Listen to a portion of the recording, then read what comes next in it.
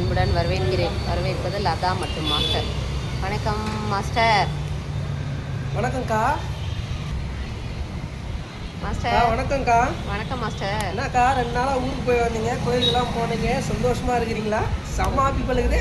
ஹாப்பிங்களா? என் மூஞ்சியை பார்த்தா உங்களுக்கு ஹாப்பியாக இருக்கிற மாதிரி இருக்குதா? ஏன் அதை தான் நானும் கேட்குறேன். கோயிலுக்கு போனால் சந்தோஷமாக தானே இருப்பாங்க. நீங்கள் மட்டும் ஏன் சோகமாக கண்ணிலேருந்து தண்ணி வராத அளவுக்கு ரொம்ப அப்படியே அழுத மாதிரி இருக்குது மாஸ்டர்? நான் என்ன சொல்றதுன்னா, எல்லாத்துக்கும் லைஃப்ல கவலை வருந்தா, புரியுதா? சரிங்கக்கா, இருங்க கவலை வருந்தா இல்லை, அதெல்லாம் நான் சொல்ல வரல. அன்னைக்கு கடையில சாயந்தரம் எங்களை எல்லாரையும் பார்த்துக்க சொல்லி கடையை ரெடி பண்ணி விட்டு போனீங்க. ஆமா, 2 நாளா நல்லா பார்த்துட்டு இருந்தோமா? 2 நாளா நான் அதான் உங்களை பற்றியெல்லாம் நான் என்ன சொல்றது. இரு மாஸ்டர், இருங்க நானும் சொல்றேன். இருங்க, நீங்கெல்லாம் வந்து நல்லா தான் பார்த்துக்கிட்டீங்க. நீங்க அம்மா எல்லாரும் நல்லா பார்த்துக்கிட்டீங்க. அதையெல்லாம் நான் அதை நினைச்செல்லாம் இப்போ நான் கவலையா இல்லை. அப்படியே சோகமா இருக்கிறீங்க. உங்களுக்கு அவங்க மாஸ்டருக்கு அம்மாவுக்கு நீங்களுக்கெல்லாம் கொடுத்த வேலையை கரெக்டாக பார்த்துக்கிட்டீங்க. ஆக்சுவலாக என்ன நினச்சேன் அப்படின்னா, நீங்கள் யார் வேலை, நாங்கள் போயிருக்கிறோம் கோயிலுக்கு 2-3 நாள், என்னென்ன பிரச்சனை பண்ண போகிறீங்களோ 2 நாள், புரியுதா? இது வரைக்கும் இந்த டீமு, புரியுதுங்களா, யாரும் இல்லாத அம்மாவை நம்பி உங்களை நம்பி எல்லாம் இது வரைக்கும் தனியாக பார்த்தது கிடையாதுல்ல. நான் வருவேன், இல்லைன்னா அவர் வருவார், 2 பேர்த்தில் யாரோ ஒருத்தர் மாற்றி இருப்போம். நம்மெல்லாம் நாங்கள் இருக்கிறனால நீங்கள் அப்படியே எல்லாம் சேர்ந்து பார்த்துட்டீங்க. புதுசாக விட்டுட்டு போகிறோம், எப்படி பார்ப்பீங்க அப்படிங்கிற ஒரு கவலையில் இருந்தோம். அது உண்மைதான், புரியுதுங்களா? கொஞ்சம் சில குழப்பங்கள் மட்டும் இருந்துகிட்டே இருந்தது வேலை. அப்புறம் யார் எப்படி இது பண்ணுறதுக்கு தெரியல. அந்த நேரத்தில் முட்டை வாங்குறதுக்கு ஓடுறதுக்கு, எண்ணெய் இல்லாமல் அவசரப்படுறதுக்கு. ஆனால் நல்லா வியாபாரம் ஓரளவு நல்லா இருக்குதா. அதான் நாங்கள் ஜாலியாக இருந்தோம்க்கா. நீங்கள் இல்லாமல் அதே மாதிரி நீங்கள் கோயிலுக்கு போய் நாங்கள் இல்லாமல் நீங்கள் போனீங்களா? ஜாலியாக இருந்தீங்களா? சார், நான் என்ன சொல்கிறதுன்னா, நான் போகிற ஐடியாவே இல்லை முதல்ல. இருந்தாலும் சரி, எல்லாரும் ஃபேமிலியாக எல்லாரும் போகும்போது நான் மட்டும் இருக்காட்டி என்ன, நீங்களாம் இத்தனை பேர் இருக்கிறீங்கள, ஏதாவது ஒன்று பண்ணிடுவீங்க அப்படிங்கிற நம்பிக்கையில தான் சரி போலாம் வா அப்படின்னு சொன்ன முடி. அவரும் சொன்னாரு. சரி, நான் நினைச்சேன் ஏதோ பண்ண வரைக்கும் பண்ணிட்டு சரியா, அப்புறம் வந்து கிளம்பிக்கலாம் அப்படின்னு முடிவு பண்ணி கிளம்பிட்டோம். அப்ப நீங்க இல்லாத நாங்க 2 நாள் கடையை நல்லாவும் பார்த்துட்டோம், சந்தோஷமாவும் நாங்க இருந்தோம். உங்களால எந்த கடைக்கும் தொந்தரவு இல்லை, எங்களால உங்களுக்கு தொந்தரவு இல்லை. அது உண்மைதான் மாஸ்டர், 100% உண்மை மாஸ்டர், புரியுதா? அடுத்தவங்களால ஒரு பிரச்சனையும் வரல, என்னாலதான் எனக்கு பிரச்சனை மாஸ்டர். அங்க இருந்து போனதுல இருந்து என்னதான் நடந்தது அதை சொல்லுங்க ஃபர்ஸ்ட்.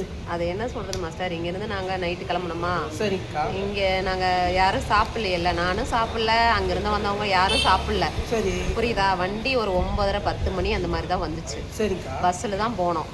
சரி, பஸ்ஸு திருச்சிக்கு போனோங்க மாஸ்டர், கோயிலுக்கு. திருச்சி கோயிலுக்கா? ஆமாம், திருச்சி ரெட்டமலக கருப்பராயன் கோயிலுக்கு கடை வெட்டுறக்காக நாங்கள் ஒரு 20 பேர் கிளம்பணும் இங்கேருந்து. சரிங்கக்கா. இங்கேருந்து கிளம்புனோமா, நைட்டு யாரும் சாப்பிடல. சரி, போல வழியெல்லாம் சாப்பிட்டுக்கலாம் அப்படின்னு டிஃபன் எல்லாம் செஞ்சு எடுத்தாச்சு. இட்லியெல்லாம் செஞ்சுருந்தோம், எல்லாம் வீட்லேயே சமைச்சாச்சு. சமைச்சு வீட்டில் எடுத்துகிட்டு எல்லோரும் கிளம்பலான்னு சொல்லி கிளம்பி போனோம். பஸ் எல்லாம் ஏறியாச்சு. அவனாசி வளத்து கிளவத்தல்ல, காங்கேயத்துலேருந்து மேவரத்தில் பெட்ரோல் பங்க் மாஸ்டர். போகிற வழியில் எங்கே நிறுத்தி சாப்பிட்றதுன்னு தெரில. எப்பவுமே பேக்கரி அந்த மாதிரி நிறுத்துவாங்க, இல்லை பெட்ரோல் பங்கில் நிறுத்துவாங்க, வேறு எங்காவது ஒரு இடத்துல தான் நிறுத்துவோம். நிறுத்தி சாப்பிட்லாம் அப்படின்னு சொல்லி முடிவு பண்ணும்போது உள்ளே போய் கேட்டாங்க. அவங்க இருந்துட்டு முதலே வேண்டாம் அப்படிங்கிற மாதிரி பேசினாங்க. அப்புறம் ஓரமாக சாப்பிட்டு யாருக்கு இடத்துல எல்லாம் வீசிட்டு போயிருங்க அப்படின்னு சொல்லி சொன்னாங்க. சரி, நம்ம சாப்பிட தானே செய்கிறோம், வேறு ஏதாவது தொந்தரவாக பண்ண போகிறோம் அப்படின்னு சொல்லிட்டு இறங்கி சாப்பிட்லாம், இறங்குங்க, ஓரமாக இறங்குங்க அப்படின்னு சொன்னாங்க எல்லாருமே. அப்புறம் இறங்கி எல்லாரும் சாப்பிட்டோம். சாப்பிட்டு நான் இட்லி தான் மாஸ்டர், தொட்டுக்க சட்னி. எங்களெல்லாம் பரோட்டா தின்ன விட்டு அவங்க மட்டும் இட்லி போய் சாப்பிட்டுக்கிறாங்க. அதுல கேளுங்க, இது இட்லி எடுத்து வைக்கும் போது கீழே நான் சந்தோஷமா தான் சாப்பிட்டீங்க. அந்த இட்லி சாப்பிட்ட இடத்துல தான் மாஸ்டர் பிரச்சனை. ஏன் இட்லி சாப்பிட்டா இட்லிக்கு தோசைக்கு சண்டை வந்துட்டா? இட்லிக்கு சோட்டைக்கு சண்டை வரல. இட்லி வந்து பரோட்டா அது கூட இருக்கலாம் மாஸ்டர். ஒருவேளை நீங்க போட்ட காஞ்சி போன பரோட்டா இல்லைங்கிறது மனசுக்குள்ள ஒரு வருத்தமா இருந்திருக்கலாம். வருஷம் எல்லாம் மாஸ்டர் போட்டு கொடுக்க மணக்க நம்ம சாப்பிட்டு இருந்தோமே, இன்னைக்கு மாஸ்டர் விட்டு போட்டு இட்லி சாப்பிட்றோமே அப்படின்னு சொல்லி கூட எனக்கு விசனமாயிருக்கலாம். ஆனா அதெல்லாம் நடக்கலங்க. அப்புறம் என்னதாங்க சோகம்? இட்லி வந்து கீழே இறக்கி வைக்கலாம் அப்படின்னு சொல்லி இட்லி இறக்கி வச்சாங்க. இட்லி இறங்கி நடந்து ஓடிட்டேன். நடந்தெல்லாம் ஓலை. இருங்க, காமெடி பண்ணாதீங்க தயவு செஞ்சு, நான் சோகத்துல இருக்கிறேன். அதுதான் அந்த சோகத்தை மறைக்கிறதுக்கு தான் காமெடி. அப்படி என்ன இட்லி எல்லாம் இறக்கி வச்சாங்க, எல்லாரும் சாப்பிட்டாங்க. இட்லி நான் தான் போட்டு கொடுத்தேன். இட்லி விட்டு இறக்கும் போது கையில வந்து இட்லி பாத்திரம் நம்ம வாங்கும் போது கையில பாக்கெட் இல்லை, போன் எடுத்துட்டு வண்டியிலேருந்து இறங்கிட்டாரு. என் தப்பு தான். கார் வேனுக்குள்ளேயே வச்சிருந்துக்கலாம், பஸ்ஸுக்குள்ளேயே.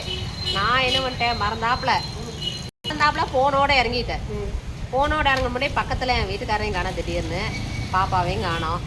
சரி பக்கத்தில் ஒருத்தவங்க இருந்தாங்க, கொடுத்துடலாம் அப்படின்னு நம்பிக்கையாக இருக்கும். அப்படிங்கிற நம்ம கூட வர்றவங்கள நம்ம நம்பர் தானே யதார்த்தமா, அவங்களையும் குத்தம் சொல்ல முடியாது. அவங்க கையில் கொடுத்துட்டு நான் பாட்டுக்கு இறங்கிட்டேன். இறங்கி அவங்க ஃபோனை பார்த்துக்கிற மாதிரி தான் நம்ம ஃபோனையும் பார்த்துக்குவாங்க. இப்போ என் கையில் மொபைல், என் மொபைல்னாலும் உங்கள் மொபைல்னாலும் ஒன்று தானே, எனக்கும் பொருள் தான் உங்களுக்கும் பொருள் தான். அப்புறம் நான் அந்த மாதிரி உங்களை நம்புற மாதிரி எல்லாத்தையும் நான் நம்புறதா, நம்ம கூட இருக்கிறவங்க நம்பாத நம்ம யாரையும் நம்புறது, புரியுதுங்களா? கொடுத்துட்டு இறங்கினேன். இட்லி எல்லாம் சாப்பிட்டு முடிச்சாச்சு, எந்த பிரச்சனையும் இல்லை. சரி எல்லாம் முடிஞ்சு ஏறலாம் வாங்கன்னு சொல்லி வண்டி எடுத்துட்டாங்க. போய் நானும் ஏறிக்கிட்டேன். என்ன ஆயிருக்கு, வண்டி ஏறினதுக்கு அப்புறம் ஒரு 5 நிமிஷம் 10 நிமிஷத்துல போட்டோ எடுக்கலாம், நம்ம வீடியோ எடுப்போம் அப்படின்னு பார்க்கலாம் அப்படின்னு சொல்லிட்டு குத்தாட்டம் போட்டு டான்ஸ் ஆடுறதை வீடியோ எடுக்க செல் எடுக்கிறீங்க. செல் எடுங்க அப்படின்னு கேட்கும்போது உங்க போனு எங்கிட்ட இல்லை அப்படிங்கிற மாதிரி சொல்லிட்டாங்க. என்ன சொல்றீங்க? போன அப்போ போன மிஸ் பண்ணிட்டீங்களா? அதான் அந்த சோகத்துக்கு காரணமா? என் போனை தொலைஞ்சு வச்சு மாஸ்டர். ஏங்கா இவ்வளோ நேரம் வீடியோ எடுக்கிறேன், காமெடியாக இவ்வளோ நேரம் சுற்றி பேசிக்கிறேன், கட்சியில் செல்ல காணான்னு உங்களை இருந்ததுதான் அப்படி பேசுறீங்க? ஐயோ அக்கா, நான் இவ்வளோ நேரம் நம்ம ஏதோ ஃப்ரீடமாக ஜாலியாக பேசிங்கிற மாதிரி அப்பயும் பேசுகிற மாதிரி பேசுகிறேன். அழுவாதீங்க விடுங்க. ஆண்டவன் அந்த ஃபோனு, சரி ஃபோன் எப்படி தொலைஞ்சிச்சு அந்த இடம்? அதான் அவங்களோட கொடுத்த மாஸ்டர், அவங்க எங்கேயோ ஏமாந்த வாக்கில் எங்கேயும் வச்சுட்டாங்க மாஸ்டர். பங்குக்குள்ள எந்த பங்கு?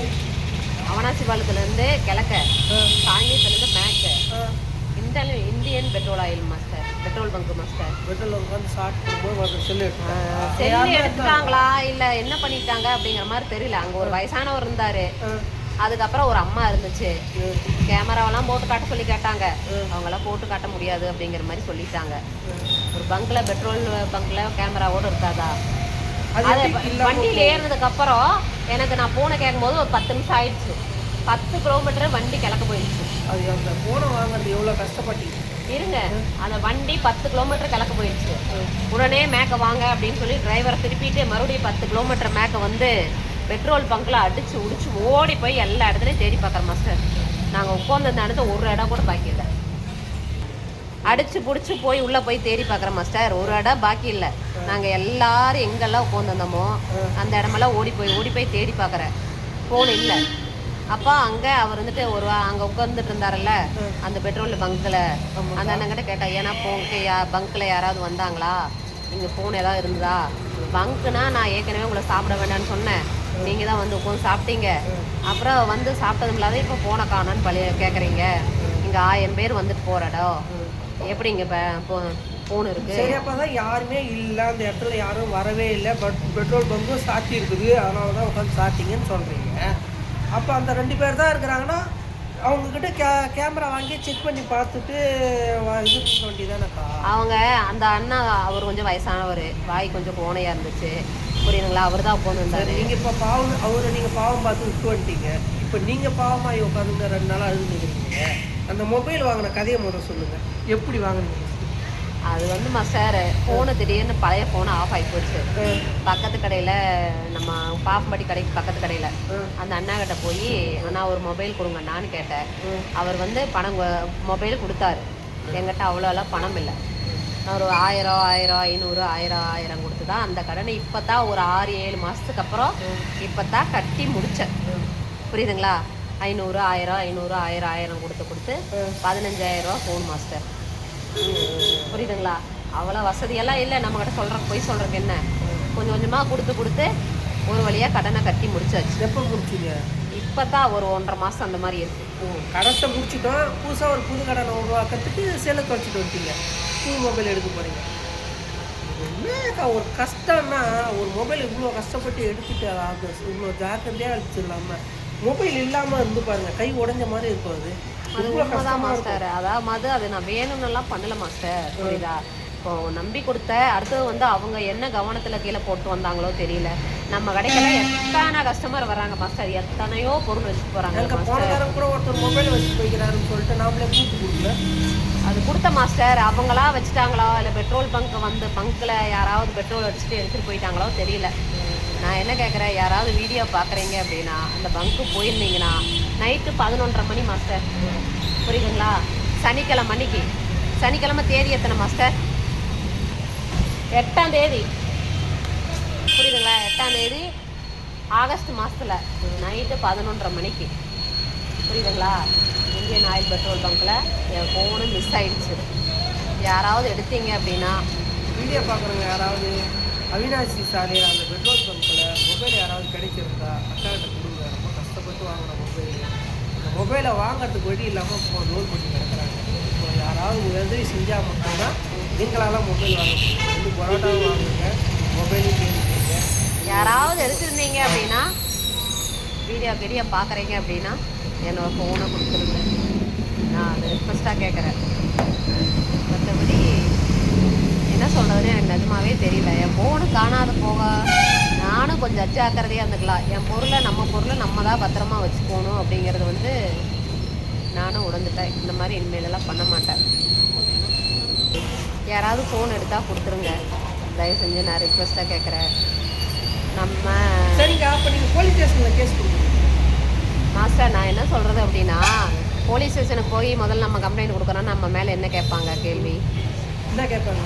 முதல் போனோனையுமே, ஏம்மா உன்னால் ஒரு ஃபோனு பத்திரமா வச்சுக்க முடியாதா? சரிக்கா, அப்போ தப்பு நம்மக்கிட்ட இருக்குதுன்னு நினைக்கிறீங்களா அவங்க மேலே இருக்குதுன்னு? மாஸ்டர், அவங்க மேலே இருக்குது, என் மேலே இருக்கிறதுனால சொல்லலை, புரியுதா? யதார்த்தமாக சாப்பிட்டு ஒரு இடத்துல ஒரு பொருளை வச்சு போட்டு போயிட்டாங்க. ஃபோனு தொலைஞ்சிருச்சு, யார் மேலே தப்பு இருக்குதுன்றதான் இல்லை. பொருள் போயிட்டு இப்போ சோகமாக உட்காந்துன்னு இருக்கிறதுனால யாருக்கு நஷ்டம்? யாருக்கு நஷ்டம்? எனக்கு தான் நஷ்டம். அந்த நஷ்டத்தையும் கஷ்டத்தையும் இப்போ யார் அனுப்பிக்கிறேன்? நான் அனுப்பிக்கிறேன்னா நீங்கள் தான் அனுப்பிக்கிறீங்க. ஆமாம். எந்த பொருளையும் எதையிலையும் உஷாராக இருங்க, ஜாக்கிரதையாக இருங்க. இந்த கமெண்ட்ஸில் வீடியோ பிடிச்சிருந்ததுன்னா கமெண்ட்ஸ் பண்ணுங்கள், லைக் பண்ணுங்கள். கீழே வந்து கொஸ்டின் கேளுங்க. அந்த மொபைலை எப்படியெல்லாம் நீங்கள் அவ்வளோ அசாரத்தில் வச்சுருந்தாங்களா, இல்லை போலீஸ் கேஸ் ஏன் கொடுக்கல, இல்லை மேற்கொண்டு அந்த மொபைலை கண்டுபிடிக்க ஏதாவது வழி இருக்கா, அந்த மொபைலை கண்டுபிடிச்சி நாங்கள் திருப்பி எடுக்கிறதுக்கு ஏதாவது வழிமுறை இருந்தால், டெக்னீஷியன் யாராவது இருந்தால், இல்லை அதுக்கு ஏதாவது உதவி செய்ய நினைச்சா கமெண்ட் பண்ணுங்கள். நான் உங்ககிட்ட ஹெல்ப்பாக கேட்குறேன். எல்லாரும் ஐஎம்ஐ நம்பர் அந்த நம்பர் இருக்குதான்னு கேட்குறாங்க மாஸ்டர். ஐஎம் நம்பரோட இருக்குது, எல்லாமே இருக்கு மாஸ்டர். வழிமுறைகள் ஏதாவது இருக்குதான்னு சொல்லிட்டு வீடியோவில் கமெண்ட் பண்ணி எங்களுக்கும் ஹெல்ப் பண்ணுங்க. ஓகே மக்களே, இதோட நம்ம வீடியோ முடிச்சுக்கலாங்க. பை.